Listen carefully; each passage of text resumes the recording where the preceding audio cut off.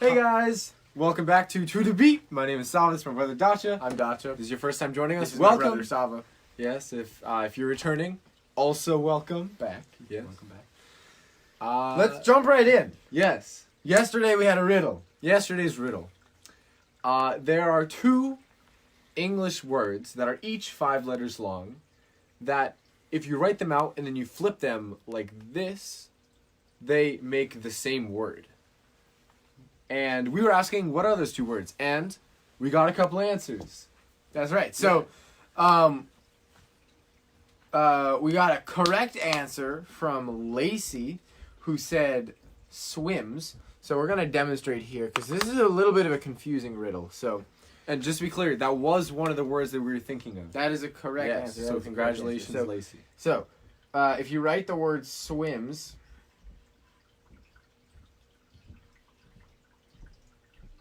in uppercase, and you rotate it the way we said, it still spells swims. That it does. So this is a correct answer. Swims is a correct answer. We got some other answers from Morgan and Miles, who both said mow. M-O-W. M-O-W, which also, when flipped over, spells mow. That's correct. In terms of symmetry, yes. But in terms of being 5 letters, 3/5 of the way there. 3/5 of the way there. Yeah. So very close, very close. More than 50%. Very close. And similar, but a little bit closer, Maddie said the word noon, which when written and flipped also spells noon. Even closer, 4/5 of the way there. 4/5 of the way there. That's 80%. Yeah. That's very close. And unfortunately, we didn't have anyone who guessed the second word, That's right. which The second 5-letter reversible word. the word is solos, which is Solos. technically it has an Italian base. The word solo meaning one or like by itself. You know, when one instrument plays by itself in an orchestra, it's called a solo. And in Italian, when you make it plural, it changes to soli. Yeah. So in English, when you make it plural, it goes to solos. So because it's So- solos, it is an English word. It's a little anglicized. So it counts as an English word. This one is a little trickier. You have to write it in lowercase because of this L. But when you flip it around, it spells solos. Yeah. Yeah. So then... A couple of other answers. We got a couple of other more questionable answers. Yeah. Actually, all of them were from Kyle. The first was Taco Cat. So Taco Cat... is an example of a word called a palindrome, which is when the word is written out and you read it backwards, T-A-C-O-C-A-T, like T-A-C-O-C-A-T, it spells the same word backwards. That's right. But if you flip it... Hang on, we can bring it closer. Yeah. But if when you you- flip it around, I don't know what most of these letters are flipped around, so Yeah. that's okay. That was a palindrome, not quite what we were looking for. The other one... But in terms of letters, it's 7 letters, so 7/5 of the way there, so above and beyond with the letters. True. Yeah. You did also, Kyle, submit a 5-letter word, radar, which is also a palindrome. But unfortunately, if you flip it around, you get some mystery letters here. Mm-hmm. And then we couldn't quite tell whether this was an answer or not, but you also submitted... Many F's. And there was a little bit more than 5 F's, and when flipped around, They don't they're make not exactly a word. F's or words, so... But that's close. okay. It was close. We'll have another riddle at the end of this episode. So according to Rule 13A, which directs you to Appendix B of the official riddle giveaway rulebook, the council has determined that because technically nobody got the full riddle answer correct, because the full riddle called for 2 words, we will have to delay today's giveaway to tomorrow. that's right. So stay tuned to the end of the episode where we will announce today's riddle to be discussed and awarded tomorrow. Yes. Okay, now, our first piece of music is by Felix Mendelssohn. It's called Wedding March, and it is from the main stage production A Midsummer Night's Dream by Shakespeare, and this is the point in the play where all the characters get married. So this is a very famous piece of music that is often associated with weddings. Yeah. And interestingly, in the play, when this music does happen, it's during a scene change. So you don't actually see on the stage the characters getting married. It's just assumed. The music Wow. takes center stage. Yeah. This is all about the music. So here we go.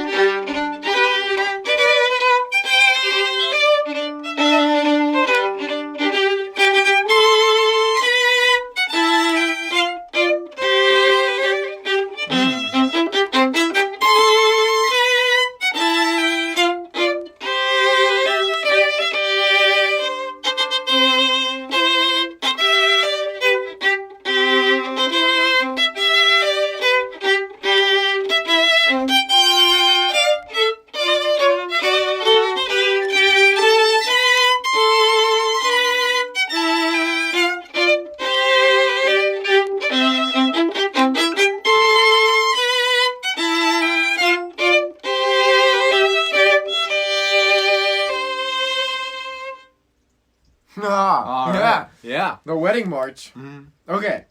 So, yesterday we talked a lot about how the violin works. That's And briefly, we mentioned another string instrument called the viola. And we talked about how the viola is a little bit different.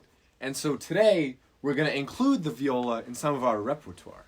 That's right. So we have a genuine specimen. From its natural habitat, The in viola in the case. case. We have a viola. So why don't Saba hold up your violin for everyone to see, and ready? Dum ba-da-da-ba-ba-ba-ba-ba-ba-bum, ba-da-da-ba-ba-bum. A viola. A viola, ladies and gentlemen. So, what do you notice? It's a little bit bigger. It's certainly taller. If you hold it sideways, it's also thicker. It's thick. But But in terms of general build, it's very similar in the fact that it also has a bridge. We talked about that yesterday. It has 4 strings. 4 strings. It has the same general shape. Yeah, all these like- instruments are part of the viol family. Yes. If you all know what a cello is, that's also part of the viol family. Yeah.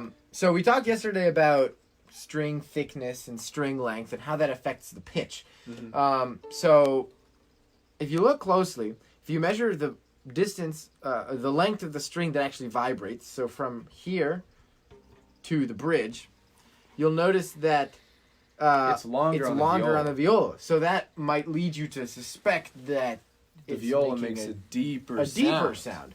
And also, if you look really closely, it might be hard to see on the camera, but if you look at corresponding strings between the viola and the violin, you may be able to see, and again, this is a little bit hard to see on the camera, that the strings on the viola are actually thicker gauge than the strings on the violin. So that also supports our suspicion that the viola is deeper than the violin, but Right. there's only one way to find out.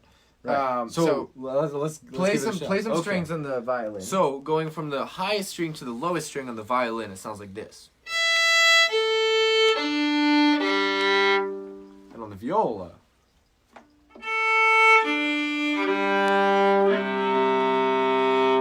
Ooh, that's a little That's deeper. deeper. That's a little deeper. That's a little Oh, do deeper. one more time. Do one more time. Okay.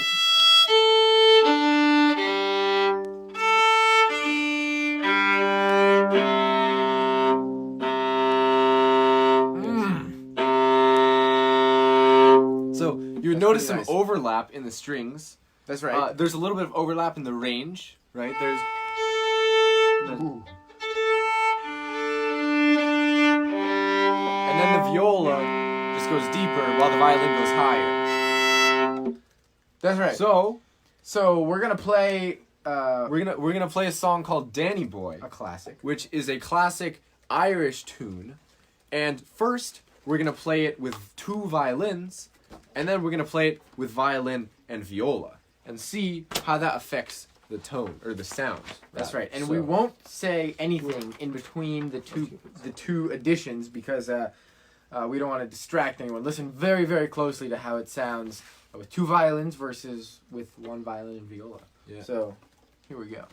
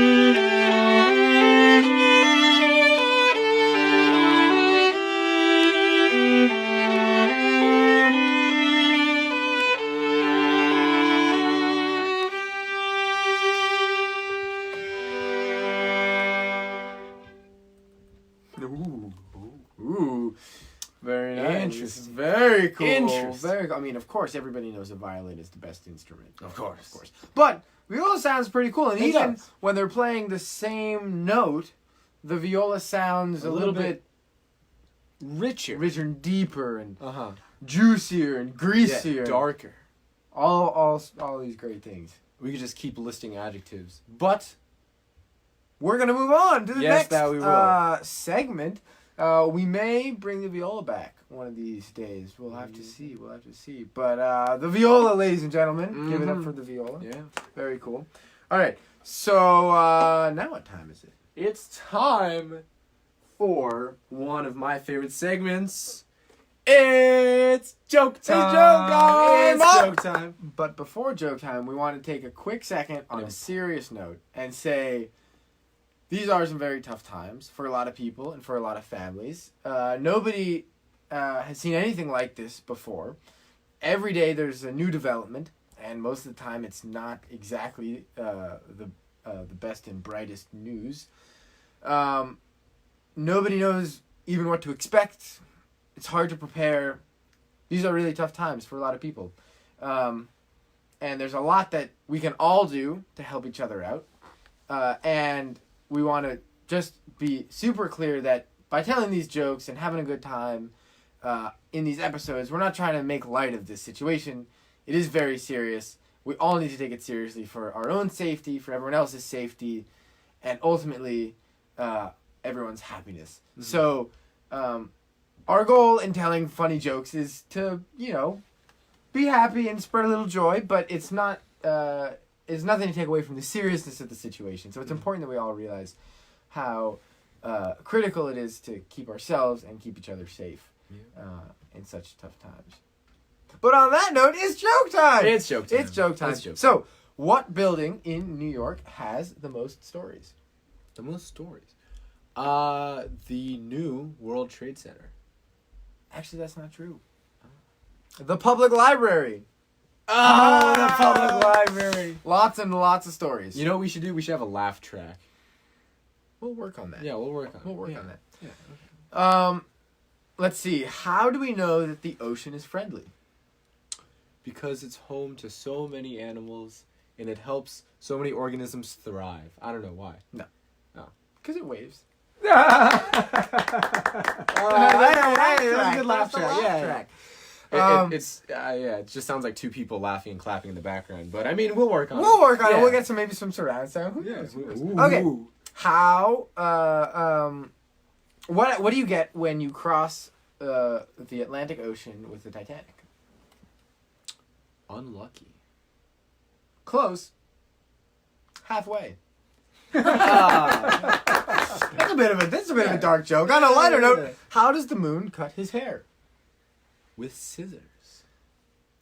That's impossible. The moon doesn't have scissors. Oh, sorry, I forgot. I don't know. How does the moon cut his hair? He clips it.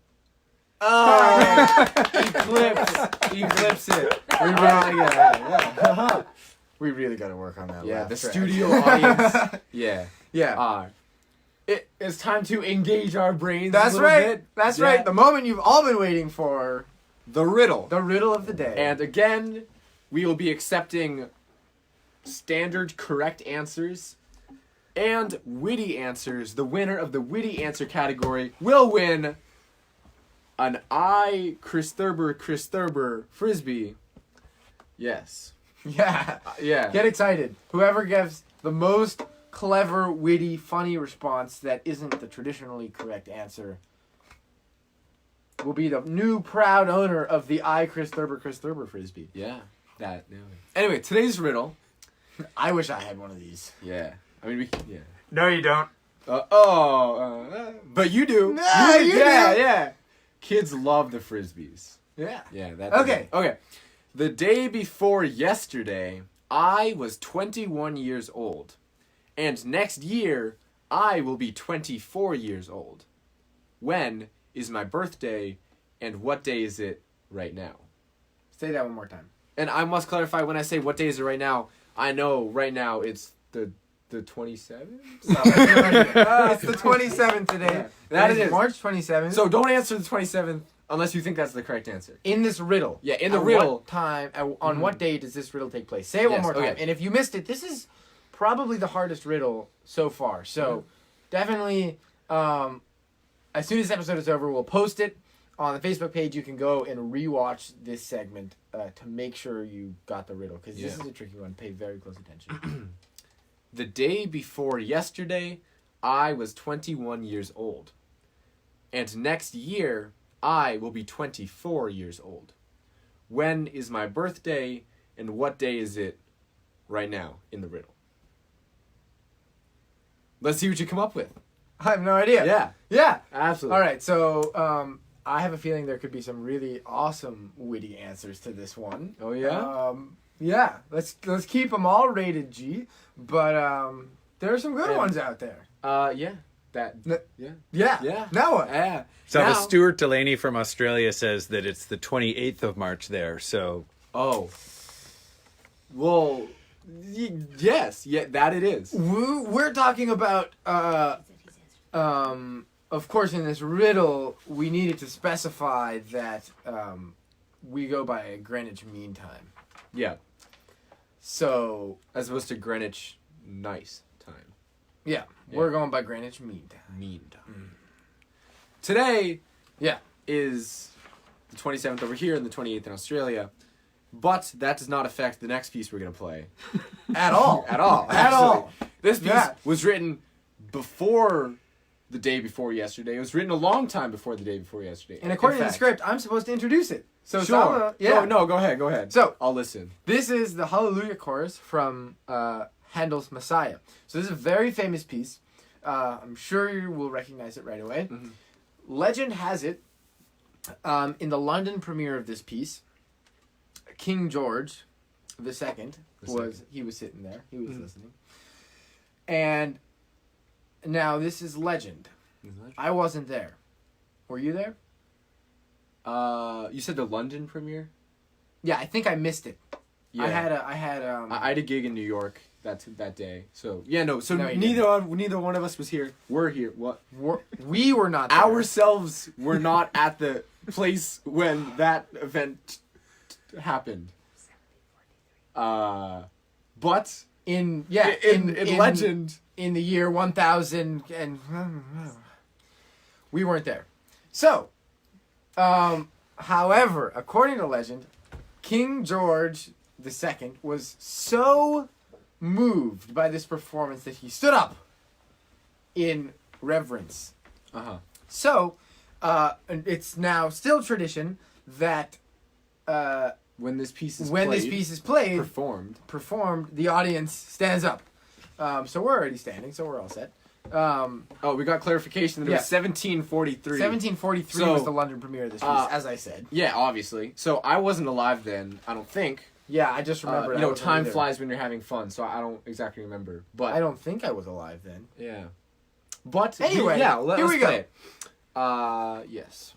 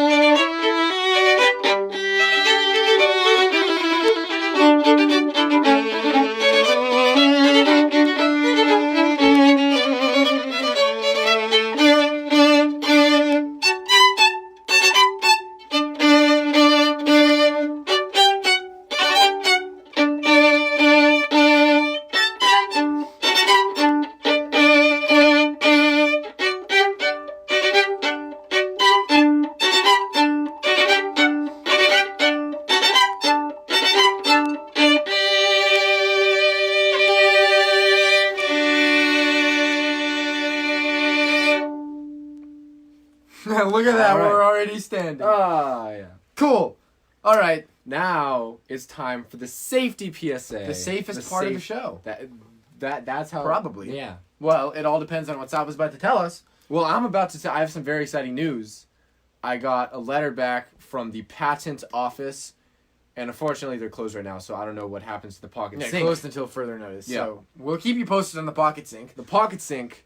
Why is the pocket sink important? So that you can always wash your hands. Because washing your hands is how you don't go around spreading stuff. That's true. You don't want to spread. Yep. The pocket sink, not true. You can That, carry it. You true. can carry it with you all the time.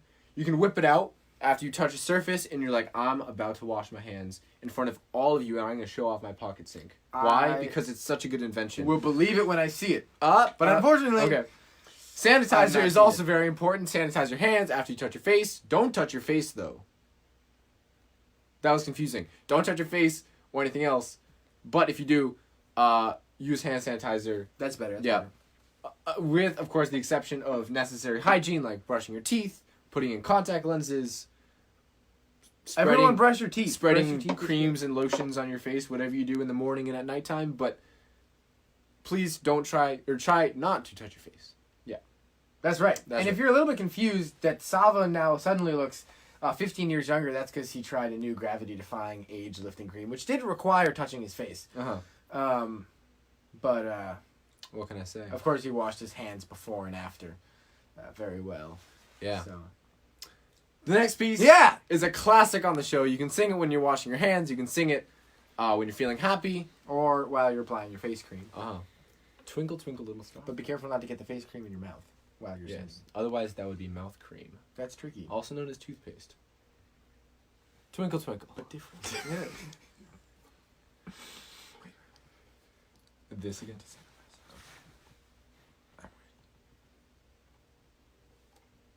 I'm ready. You breathed too loudly.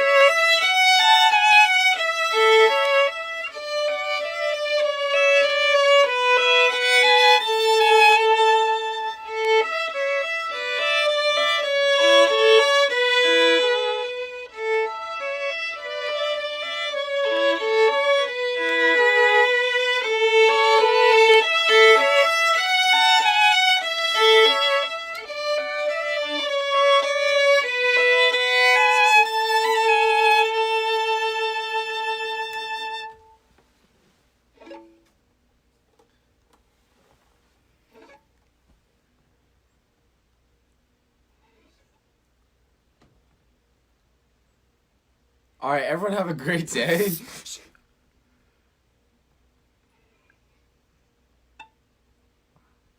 Catch you tomorrow.